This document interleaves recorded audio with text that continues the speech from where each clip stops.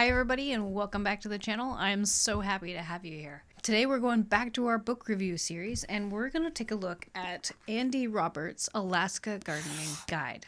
Now this particular book has a local author sticker on it because I bought this at a local bookshop many years ago. Since then the bookshop has gone out of business, but this book remains pretty valuable to me. If you know this book, have read this book, or maybe you know the author or some people mentioned in this book, leave a comment in the comment section below. I always love it when the gardening community comes together and makes connections that weren't there before. So let's get into it.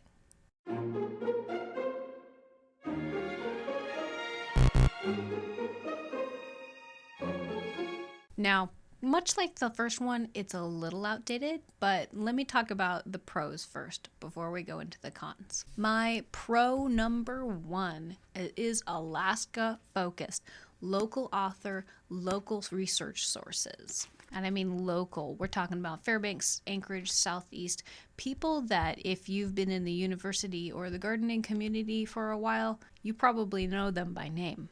There's a lot of references to the Cooperative Extension Master Gardeners program. Throughout the book, she references research projects that have happened here in state, so you know that all of her results are talking about exactly where you live.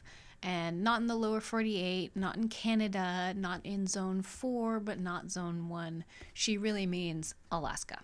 Pro number 2. Easy reference guide. In the back of the book, there are lists and lists of varieties. Here we have a page just dedicated to culinary herbs. Here we have fruit and vegetable varieties, greenhouse vegetables, fruit varieties for South Central. That's right, she even differentiates between the interior, South Central, Southeast, all the different zones in Alaska that can have completely different climates. Pro number 3, very similar to the variety lists, but the index. I gotta love a good index. The index runs for 17 pages alone. It's very specific, and if you want to find any topic in this book, just go straight to the index. It's so much easier.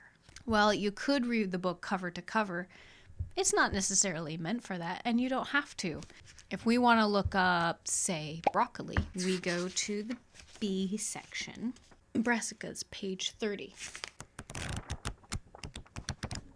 Boom, a whole page just on brassicas. So that's my pro number 3.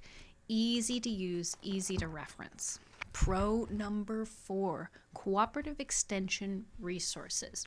Now, if you don't live in the state of Alaska, don't worry. Cooperative Extension Service is something that you'll find at universities all over the country. I can't speak for Canada, unfortunately, but in the United States, Cooperative Extension Services are a valuable resources on food growing, canning, food preservation of all kinds, hunting, fishing, and even building sustainable housing, which I didn't know until I started building my own sustainable house, and I needed to know what was what. This book specializes in information coming from the Cooperative Extension Service of the University of Alaska. And in the back of the book, it gives you where to find those cooperative extension services. So if you live in any of those areas, this book can direct you towards resources valuable for exactly where you live. Now, it's not perfect. Let me tell you why. Con number 1. Text is dense. If you take a look inside, we got black and white photos. That's some nice photos and diagrams. But some pages are very close and dense reading. Like I mentioned with the last book, if you're a millennial like me or you've spent years on the internet destroying your attention span, it might be a little difficult to get through. That's why I would recommend going to the index and looking up the specific topic that you want to learn about. My con number 2. The local resources listed in this book may be a little out of date. Phone numbers may have changed, emails may have changed. Fax machines were a thing back when this book was written. Although we all know university offices never change, so they probably still have those fax machines, to be honest. For instance, when she's talking about compost information on page 76, she lists a project which can no longer be found. There are pictures here from a project held at North Pole Acres and Lawns by Ned as a composting research project that was active at the time.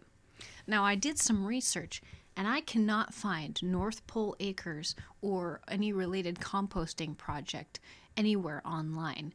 So if you can find it, again, put it in the comments below. I'd like to know.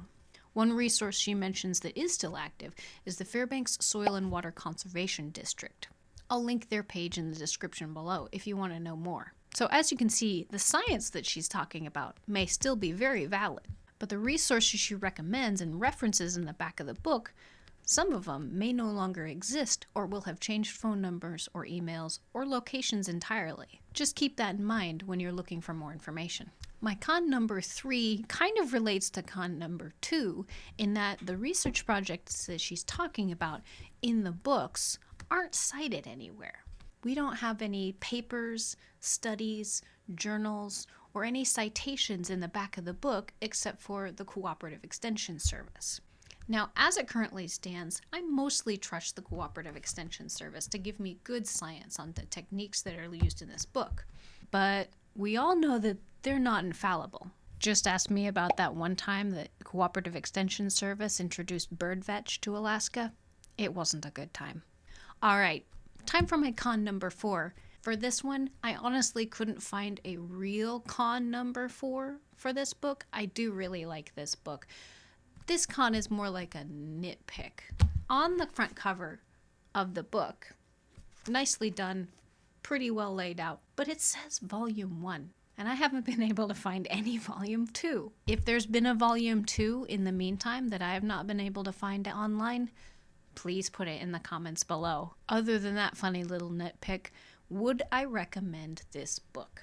Again, short answer, yes. Much like Cold Climate Gardening, it is a bit of a thick read. And it's a slog if you're going to go from cover to cover. But if you're looking for specific information that's backed up by a university organization, go to the index that's 17 pages long and find exactly what you need. So far, this is top of the tier for books I would recommend to any new gardener. There's only one book that I think is better than this when it comes to Alaska cold climate gardening, and that one we'll get to in another episode. In the meantime, happy reading. Let me know if you've read this or you would recommend it in the comments below, and I'll see you in the next episode.